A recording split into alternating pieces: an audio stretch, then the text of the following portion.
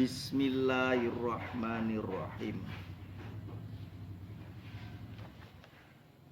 Alhamdulillahirabbil alamin wa bihi nasta'inu ala umuri dunya waddin.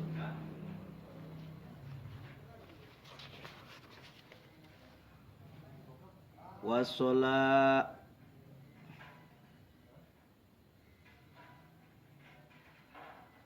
sallallahu wasallam ala sayyidina Muhammadin khatamil anbiya wa alihi wa sahbihi ajma'in wala haula wala quwata illa billahil aliyyil azim. Amma ba'du.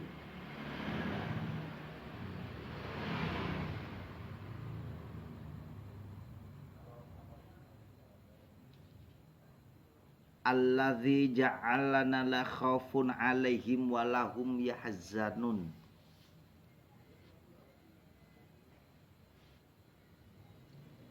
Wa an Abi Abbas Sahl ibn Sa'd as-Sa'idi radhiyallahu anhu ja'at rajulun ila nabi sallallahu alaihi wasallam faqala ya Rasulullah zullani ala amali idza amaltuhu ahabaniyallah wa ahabaniyan nas faqal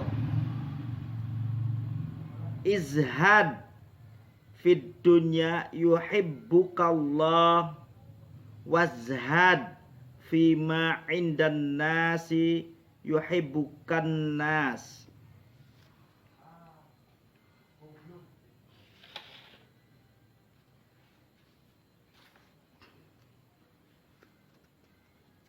Keterangan ini, hadis ini adalah keterangan ada seorang laki-laki datang kepada Rasulullah sallallahu alaihi wasallam. Dia berkata, ya Rasulullah, zulani alal amali idza amiltuhu ahabaniyallah. Tunjukkanlah kepadaku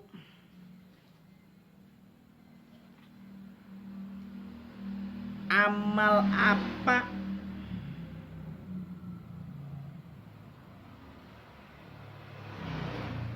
sesuatu amalan yang jika kita kerjakan maka amalan itu dan kita yang mengamalkannya itu dicintai oleh Allah. Maka Rasulullah sallallahu alaihi wasallam bersabda, izhad fid dunya yuhibbukallah.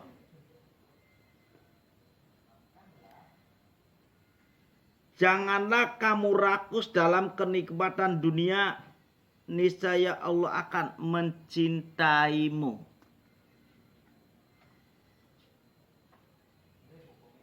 Yang dikatakan rakus di sini apabila Anda mencari sesuatu harta dunia tanpa disertai dengan melakukan kewajiban sebagai orang Islam, maka orang itu termasuknya adalah orang-orang yang rakus tentang bab dunia untuk mencari kesenangan dunia. Jadi bukan mencari dunia untuk dijadikan sarana ibadah. Karena maknanya rakus, bukan dalam arti rakus itu kita mencari dunia sebanyak-banyaknya, tapi disertai dengan sholat itu adalah rakus, bukan. Yang dinamakan rakus di sini adalah orang yang mencari harta tapi tidak melakukan kewajibannya sebagai seorang Islam. Jadi ada azan ditinggal, ada azan asar tinggal, ada salat duhur tinggal. Dan sedikit masuk dalam kategori itu orang yang mengulur-ngulur waktu dalam mencari harta, itulah termasuknya orang yang sedikitnya rakus, tidak dikatakan rakus penuh. Tapi kalau yang diklaim di sini itu adalah orang yang rakus penuh adalah orang yang mencari harta tidak mengenal kewajibannya sebagai orang Islam.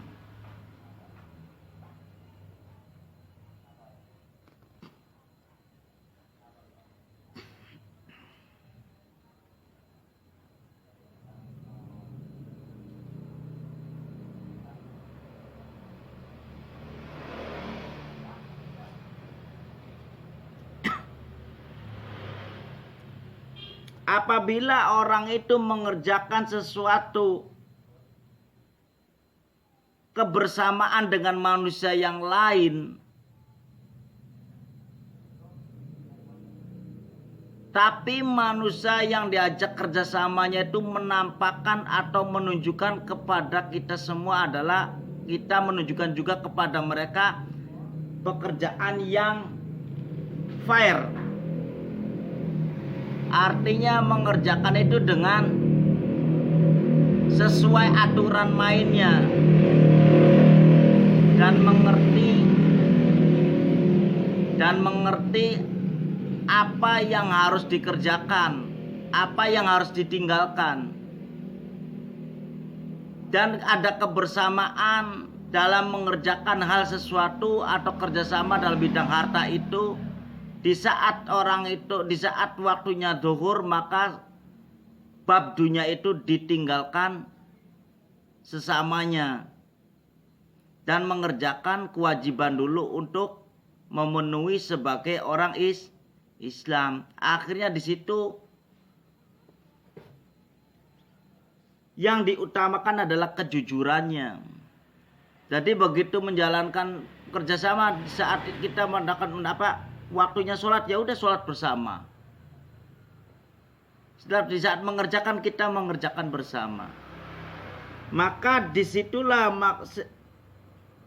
partner atau kita sesama teman kita itu akan mendapatkan kesenangan atau kepuasan dalam mengerjakan kerjasama dengan kita. Dan kita jangan berpikir yang tidak-tidak. Apabila teman yang diajak kerjasamanya itu sendiri mengerjakan kerjasama itu tidak sesuai dengan kita. Contohnya, ente mendengarkan suara azan, ente langsung berhenti. Punten, saya mau melaksanakan kewajiban dulu karena sudah dipanggil. Nah, tetap kita harus izin. Adapun orang itu mau mengikuti ente, ya alhamdulillah. Adapun tidak mau mengikuti, ya itu urusannya sendiri. Apa keuntungannya kita? Keuntungannya kita yaitu adalah melakukan kewajiban kita sebagai orang Islam, yaitu memenuhi panggilan Allah. Kedua yaitu adalah mengajak suatu kebaikan kepada orang tadi, yang contohnya saya mau mengerjakan kewajiban dulu. Nah, adapun dengan cara begitu, itu secara tidak langsung kita mengajak orang lain untuk melakukan kewajiban, yaitu sholat. Tidak mesti kita mengajak orang lain itu dengan caranya, ayo sholat kita ini. Enggak mesti seperti itu, yaitu dengan cara pendekatan. Lama kelamaan insya Allah kalau kita selalu memberikan pengertian seperti itu, akan ada suatu perubahan. Jadi dalam mengerjakan sesuatu amalan yang paling bagus yang bakal dicintai oleh Allah itu adalah orang itu tidak rakus dalam mengerjakan bab dunia. Dan untuk sesama manusianya akan disenangi atau disenangi lawannya atau disenangi partnernya atau disenangi mitranya karena kita melakukan pekerjaannya itu dengan jujur, tidak tamak, tidak rakus. Jadi sesuai apa yang kita bicarakan ya kita bicarakan, ya seperti itu kerjaannya. Adapun orang itu mau melakukan kecurangan dalam menjalankan pekerjaan, maka resikonya ditanggung sendiri. Karena bagi siapa orang yang mau mengerjakannya itu dengan jujur dan kejujuran itu dibalas dengan kecurangan, maka jangan berharap akan mendapatkan kenikmatan surga. Yang ada adalah kenikmatan neraka. Kenapa? Ya itulah, memang kalau di bab tentang harta itu kebanyakan orang itu tergoda. Ada kalanya mumpung, wah ini orang nggak ada nih, lumayan lah. Itu ada banyak. Oh ini orang ini belum datang, ya lumayan. Karena apa? Karena kita tidak aneh, karena dalam orang yang seperti itu adalah orang-orang yang tidak mempunyai dasar bahwa kita itu nantinya seperti apa, nggak punya dasar seperti itu. Yang ada itu adalah memikirkan kenikmatan, bagaimana mendapatkan kenikmatan dunia. Jadi kadangkala tidak peduli dengan bab seperti itu. Artinya kalau kita diartikan secara Qur'annya bahwa betul banyak orang yang senang dengan bab dunia karena neraka itu dikelilingi oleh bab dunia. Maka orang itu senang ke dunia itu karena sebenarnya bukan mencari aman intinya, tapi mencari resiko masuk ke dalam neraka. Nah disitulah orang-orang yang rakus, orang-orang yang tidak mengerti tentang zuhud, tentang tawaduk, maka orang itu mencari hartanya dengan caranya menggebu-gebu.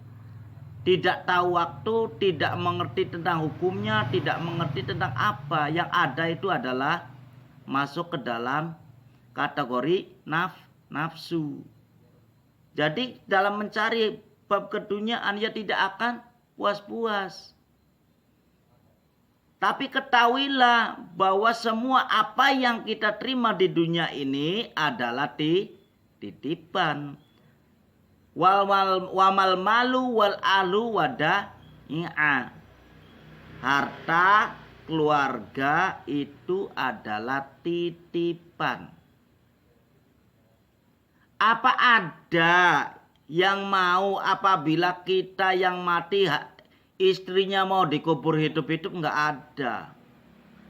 Apa ada mayit itu kalau kita mendengarkan ceritanya, kalau dia dikubur terus hartanya itu mobilnya ditumpuk dalam kuburan, mau? Itu akan menambah siksa. Itu. Jadi otomatis orang yang mengerjakan atau orang yang rakus, orang yang istilahnya tidak punya pedoman bahwa kita semua ini hanyalah sementara. Jadi kalau orang tidak punya pedoman, otomatis maka orang itu akan masuk ke dalam api neraka karena hartanya. Dan di kehidupannya maka dia juga akan sengsara karena menumpuk harta. Bukannya harta itu yang menjaga kita, tapi justru kita yang akan menjaga harta. Tapi kalau orang yang banyak ilmunya, justru kita dijaga oleh ilmunya. Kalau banyak harta ya takut dimalingi karena takut digarong, takut dicongkel lah. Nah karena apa? Karena disitulah karena ketidakdisiplinan atau karena kita tuh rakus. Jadi justru kita itu akan disiksa oleh dunia itu sendiri. Wala in kafartum min adzabil lasyadid. Bahwa orang yang mengkufuri nikmatnya Allah, yang termasuk adalah orang rakus itu, yang tidak mengenal sholat dan tidak mengenal kewajibannya, itu adalah orang-orang yang mengkufuri nikmat. Kelihatannya itu nikmat, tapi kenyataannya kiamat, kan gitu. Siksa bagi orang-orang itu.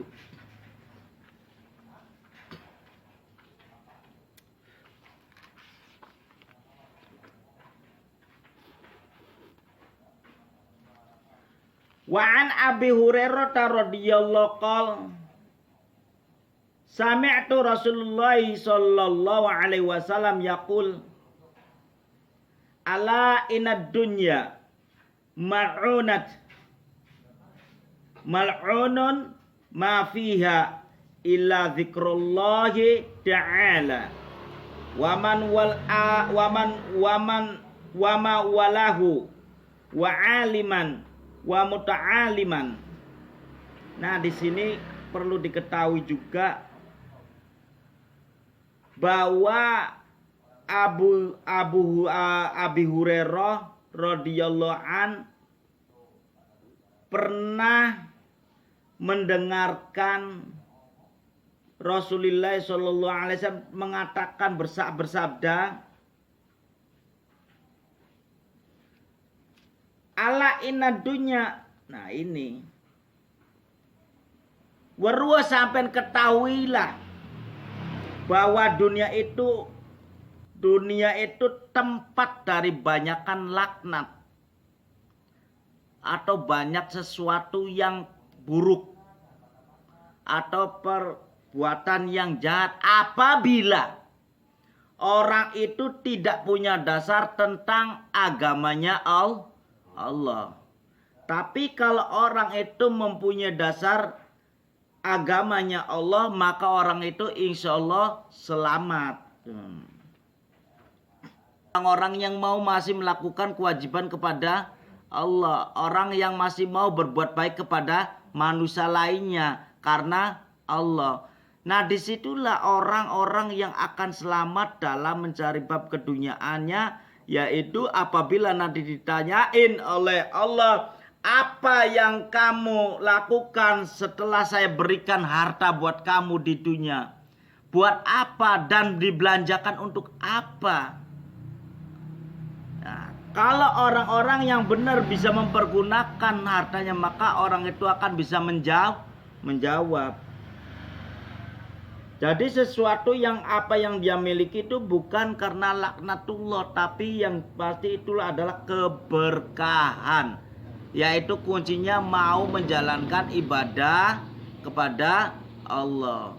Di saat kita menjalankan atau mendapatkan keuntungan besar atau lagi menjalankan bisnis, begitu ada azan, begitu ada sesuatu yang harus dikerjakan panggilan Allah, maka bergegaslah, tinggalkan semua untuk melaksanakan perintahnya Allah. Apabila orang itu menjauhkan semuanya panggilan dari Allah, maka orang itu bakal terjadi yang namanya wala in kafartum min adzabil lasyadid. Walaupun dia bermewah-mewahan, walaupun dia itu pintar mencari apapun, kalau dia itu hanya menumpuk harta dan akhirnya orang seperti itu adalah orang-orang yang akan menjaga hartanya, akan disiksa oleh hartanya. Karena apa disiksa? Karena tidak tenang. Karena tidak bisa memanagenya. Jadi orang itu bukan karena kebingungan, tapi yang jelas karena dia itu adalah pola pikirnya, otaknya itu sudah dipenuhi dengan hawa duniawi. Maka orang itu terjadi seperti orang-orang yang kehilangan arah. Jadi tidak mengenal lagi kewajibannya seperti apa dan apa yang harus dilakukan. Nah, itulah orang-orang yang melupakan kepada Allah, maka orang itu akan diazab. Nah, itu wala in kafartum min adzabil lasyadid, termasuknya orang-orang yang mengkufuri itu, mengkufuri nikmat Allah. Wa an Abdullah bin Mas'udin radhiyallahu an qala Rasulullah sallallahu alaihi wasallam la tattakhidud dhai'ata fatarghabu fid dunya rawahu at-Tirmidzi wa qala hadis hasan. Meriwayatkan ini Syekh Tirmidzi radhiyallahu an bahwa mengatakan bahwa ini adalah hadis yang bagus. Diterangkan dari wa ana Abdillah lan saking Abdullah bin Mas'ud radhiyallahu an berkata, pernah Rasulullah bersabda, la tahdakhil, janganlah kalian menumpuk-numpuk kekayaan sehingga kalian akan menjadi cenderung cinta kepada dunia. Kenapa? Karena kalau kita sudah dikatakan seakan-akan cenderung kepada cinta dunia, itu berarti orang itu menggebu-gebu dalam mencari bab keduniaan, tapi tidak dia menggebu-gebu mencari keduniaan, terus dia sendiri melupakan apa yang menjadi kewajibannya. Kalau orang itu mencari dunia, apapun pekerjaannya, apapun bisnisnya, berapapun bisnisnya, tapi kalau orang itu mau tetap menjalankan ibadahnya, insya Allah jadi barokah.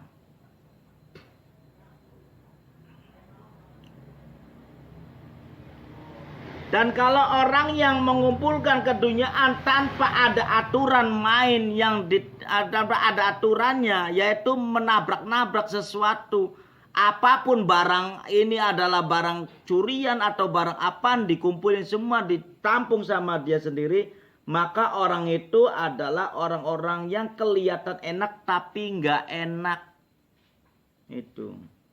Dan orang yang seperti itu adalah termasuk man ahabbadunya min alamatil bala. Orang yang mencintai dunia. Ketahuilah bahwa orang mencintai dunia itu alamatnya bahaya. Maka akan mendapatkan bala. Balanya seperti apa? Ya nanti ada prosesnya. Kadangkala orang-orangnya seperti itu adalah karena hatinya beku. Bukan berarti manusia itu lupa. Man barang siapa orangnya nasian lupa. Tapi bukan artinya lupa. Kalau orang yang sudah seperti itu beku hatinya, berarti orang itu sudah melupakan Allah. Lalai. Itu bahaya.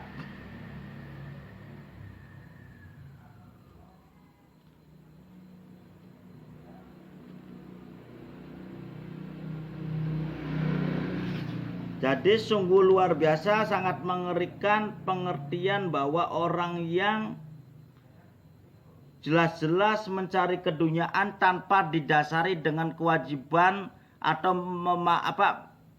mentaati kewajiban kepada Allah, maka orang itu sendiri termasuknya adalah orang-orang yang termasuk dalam kategori wala in kafartum min adzabil syadid. Orang itu sebelum matinya saja sudah disiksa. Punya dunianya aja sudah disiksa karena takut kehilangan, karena takut segala-galanya. Karena apa? Karena orang itu sudah merasa memiliki dunia yang apa yang diberikan oleh Allah kepada kita itu merasa dimiliki. Maka orang itu mempunyai ketakutan yang sangat luar biasa. Padahal dunia itu tidak bisa untuk dibawa mati atau dikubur dalam satu liang lahat. Motor, mobil tidak.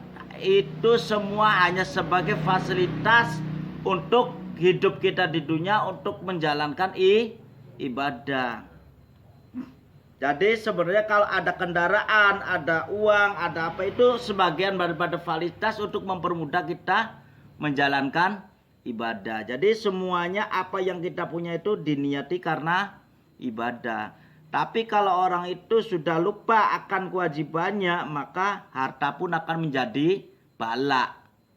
Yaitu orang yang sudah mencintai dunia, bahwa orang mencintai dunia itu akan mendapatkan bala, menjadi alamatnya bala.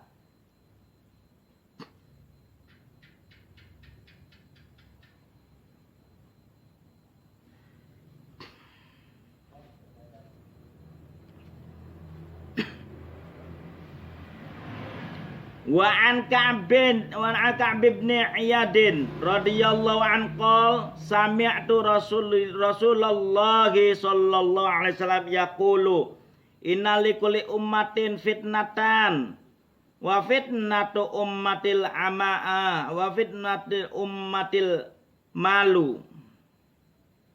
Ini termasuknya hadis yang diriwayatkan At-Tirmidzi dan mengatakan bahwa ini adalah hadis yang bagus. Dan diterangkan dari sahabat Ka'b bin Iyadin radhiyallahu an bahwa beliau pernah mendengarkan Rasulullah sallallahu alaihi wasallam bersabda, sesungguhnya inna likulli ummatin fitnatan, sesungguhnya setiap umat itu mempunyai cobaan, dan cobaan itu bagi umatnya Kanjeng Nabi Muhammad. Yaitu apa? Cobaan salah satunya adalah harta benda. Kadangkala dengan harta benda itu orang itu lupa akan awalnya sebagai apa. Waktu berangkat ke dunia ini bawa apa, itu lupa. Jadi dia tidak berpikir bahwa fuqara masakin itu adalah orang-orang yang jadi tanggung jawabnya, enggak berpikir. Yang ada adalah kesenangan bagi dirinya. Maka itulah yang jelas-jelas menjadi cobaan manusia umatnya Kanjeng Nabi Muhammad, yaitulah di sini salah satunya adalah harta benda. Jadi intinya, barang siapa orang yang melakukan mencari bab rezeki tanpa didasari dengan ilmu agama, atau tidak mau menyadari tentang kewajibannya sebagai orang Islam, dan mencari harta itu dengan aturan main sendiri, maka orang itu akan menjadi disiksa sebelum mati. Wala in kafartum min adzabil lasyadid, yaitu adalah merasa tersiksa, dia akan menjaga hartanya, merasa tersiksa khawatir akan kehilangan hartanya, merasa tersiksa akan hartanya itu dimakan oleh orang lain. Nah, itu tersiksanya seperti itu. Nah, justru orang yang kategorinya seperti itu adalah orang yang mencintai dunia, yaitu orang yang sudah mencintai dunia dengan mata gelap seperti itu, maka orang itu akan mendapatkan bala. Bala itu adalah siksa atau bahaya, belai. Dan diterangkan pula di sini juga, apabila orang yang mau mencari dunia atau harta bendanya itu disertai dengan ibadah, walaupun dia mempunyai bisnis yang banyak, mencari harta yang banyak, tapi apabila disertai dengan mau melakukan kewajibannya sebagai orang Islam, maka orang itu akan mendapatkan suatu keberkahan. Jadi orang itu sepertinya menikmati apa yang dikerjakan. Jadi maka orang yang selalu menyukur itu, maka insya Allah akan ditambah nikmatnya. Wala azidannakum. Nah itu. Jadi maka orang itu akan ditambah nikmatnya oleh Allah.